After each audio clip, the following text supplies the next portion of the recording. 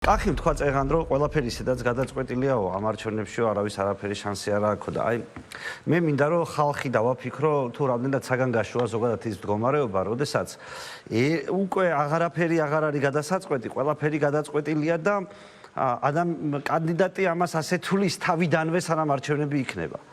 ეს ხო ნიშნავს იმას, რომ საბოლოო ჯამში თუ ყველაფერი გადაწყვეტილია, თუ მაინც ვიგებ, შენ უფრო ნაკლებად მჭირდები. მე არ მჭირდება პირობითად ვიზრუნო საცობზე. თუ ყველაფერი ისედაც მოგებული ვარ საცობზე, რატომ დავიზრუნო? თუ კონკურენცია არ მაქვს, ანუ თუ მე ვიცი რომ ყველაფერი გადაწყვეტილია, ხალხის ნებას ძალა არ გააჩნია, იმიტომ რომ ყველაფერი გადაწყვეტილია. ხო და მე მინდა რომ ხალხო მოგმართოთ, რომ ხარი დაგვიჭიროთ იმისთვის, რომ კახის არ კონდეს ეს განცდა, რომ ყველაფერი გადაწყვეტილია, იმიტომ რომ როცა ჩვენ მეტროებზე ლაპარაკი დავიწყეთ აქტიურად, კახი მათ დაიწყო, თორემ მანამდე მეტრო ხო არ აშენებულა.